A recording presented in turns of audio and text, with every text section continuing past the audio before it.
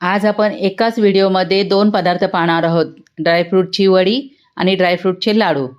तर आपल्या आवडीनुसार आपल्याला ड्रायफ्रूट घ्यायचे आहेत आणि ते चांगले कुरकुरीत होईपर्यंत भाजून घ्यायचे थोडासा तुपाचा वापर करून. तर काजू, बदाम, पिस्ता मी भाजून घेतला. त्याच्यानंतर मगज 1 वाटी घेतली, ती पण चांगली भाजून घ्यायची. याला तुपाचा वापर करायचा नाही आहे. मखाणे तुपामध्ये थोडे भाजून घ्यायचे चांगले कुरकुरीत होईपर्यंत. त्याच्यानंतर गॅस बंद करायचा आहे. खोबरं पण भाजून घ्यायचं आहे.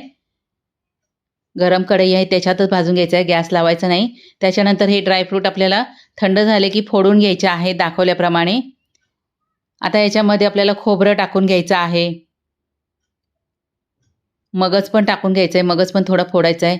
सुंठ पावडर 1 चमचाभर टाकायचे आहे आणि मिक्स करून बाजूला ठेवायचं. आता 1 वाटी गूळ घेतलेला आहे आणि हा गूळ आपल्याला फक्त वितळून घ्यायचा. साधा गूळ घेतलेला आहे, चिक्कीचा गूळ वापरलेला नाही.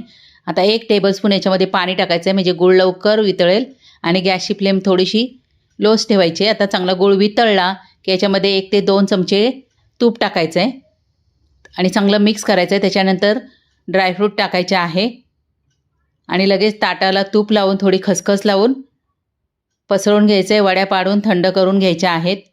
तर 1 वाटी घेतलेला आहे खजूर आणि खजूर तुपामध्ये चांगला भाजून घ्यायचा आहे म्हणजे मऊ होईल. त्याच्यानंतर ड्रायफ्रूटमध्ये टाकून आपल्याला लाडू वळवून घ्यायचे आहेत.